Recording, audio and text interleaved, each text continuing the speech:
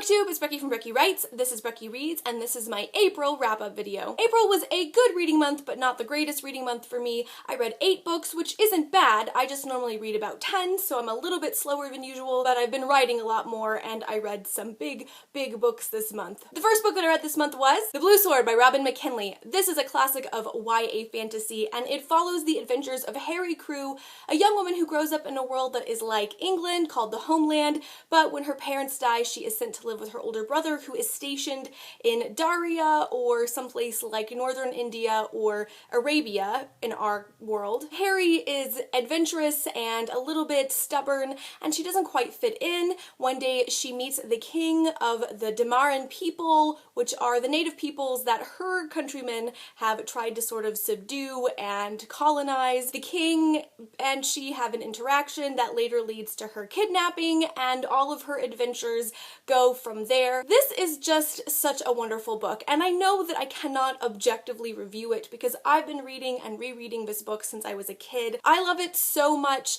This is one of the first books I read with a strong female protagonist as a kid, and so it just means so much to me for this book to exist in the world. Now, I gave this 5 out of 5 stars, which is probably obvious because I adore it so much and I've reread it at least a half a dozen times over the years. But I will say that the only real critique I have of this is there's a little bit of a lackluster romance. It's very much a tertiary plot. It's not at all a part of any of the main action sequences, and as an adult I can see where I would have wanted that to be explored a little bit more, but this was written in the late 70s, early 80s when there wasn't a YA genre. It was children's fiction or adult fiction, and so this was just considered older children's fiction. So I really appreciate the kind of foundation that this book has built for us. McKinley is just such a wonderful writer, and she paved the way for so many of the YA authors that have come after her. Now, this one also fulfilled my TBR jar challenge to read a book that's been on my shelves for more than 6 months. I've owned this particular copy for at least 4 years, so fulfills that challenge. 5-star read, starting the month off right. The next book I finished this month was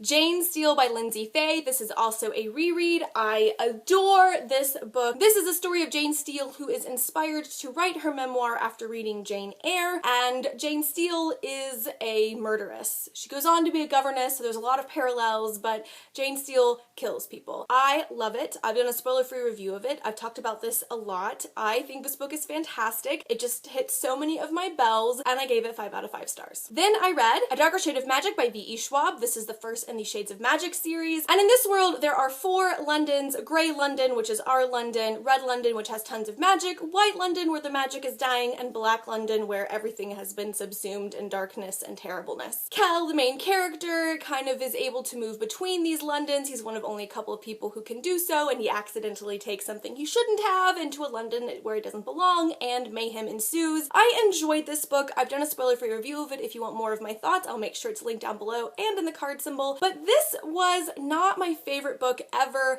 I really had high expectations and this didn't meet them. I think it's because it's so hyped on BookTube that like there was no way it could live up to those expectations. I really love the character of Lila Bard, and I'm really excited to see how she grows and matures. One of the things I love about her most is that she's a very strong, self-confident woman, but that self-confidence doesn't come from a place of like sexuality. It comes from a place of her ability to defend herself and to kind of own her life, and that is so rare in literature, to see a woman who's confident not because of her sexuality but because of her strength.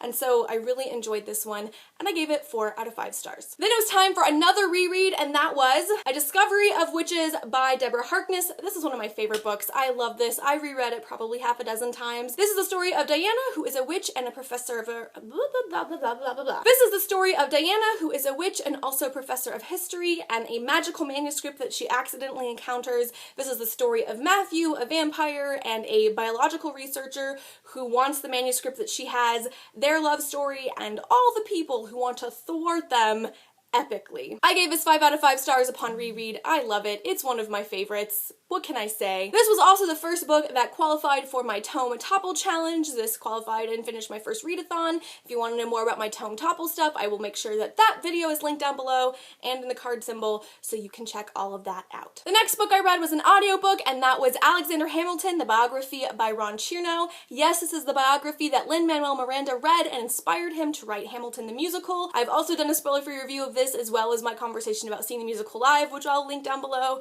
and in the card symbol. I I really enjoyed this. This book is almost 800 pages. It's a definite tome, and for what it is, full of primary documents and a lot of historical nuancing and musing, it is fantastically done. If that's your jam, I recommend it, and I gave it 5 out of 5 stars. And then we get to sort of the middle of the month and I hit an epic slump. I just didn't want to read anything, and part of that is that I'm really focused on writing my manuscript, and I hate reading while writing because I feel like the reading influences me, and so I just didn't want to pick up anything. I started A Gathering of Shadows and did not want to finish it. I just wasn't in the mood for it. So I put in another audiobook. This is also a reread for me, and that is Big Magic by Elizabeth Gilbert. Big Magic is a book about creativity. It's not a book about the writing life. It's not a memoir of her life.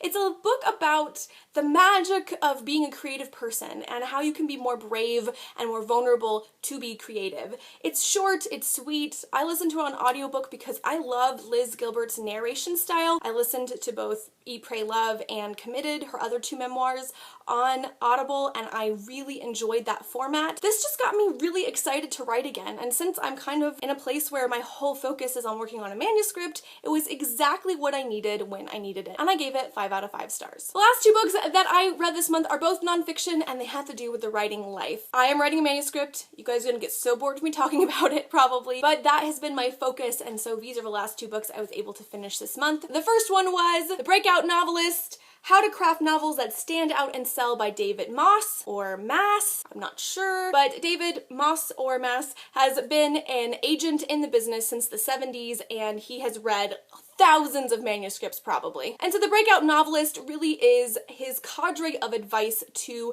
writers. Whether or not you've written a manuscript, whether or not you're going back and you're writing your 3rd or your 7th and you're getting stuck, this is a great overview of all the different pieces that make one novel stand out from another. It covers things like plots and subplots and character development, but it also covers things like tension. It covers things like humor. It covers so many different elements. He also has 2 sections of practical tools. These are just like exercises to help bring your writing to life. So in addition to having sections that cover a whole host of writing topics, he then gives you exercises to practice honing that particular skill. I loved it. As you can see, it's very well tabbed. I will be using this again and again. This is definitely one of the best buys that I've made in a while. This was recommended to me by my online writers group, and it has been so good so far. I'm so glad I picked it up. This was a 5 out of 5 stars. And the last book I finished this month was The Plot Whisperer, Secrets of Story Structure Any Writer Can Master by Martha Alderson. As you can tell based on the lack of tabs compared to the Breakout Novelist, this one just didn't quite hit home for me. I don't know if it was because the Breakout Novelist was so fabulous and then reading this and it wasn't as fabulous, didn't jive for me. I don't know if it's because she has these weird writer's way interjections that talk about how like your life is full of crises and you should like hone that in your writing. That freaked me out a little bit. I don't know if it's because she talks about mystical energies and like I'm kind of new agey, but I am not that new agey. This just wasn't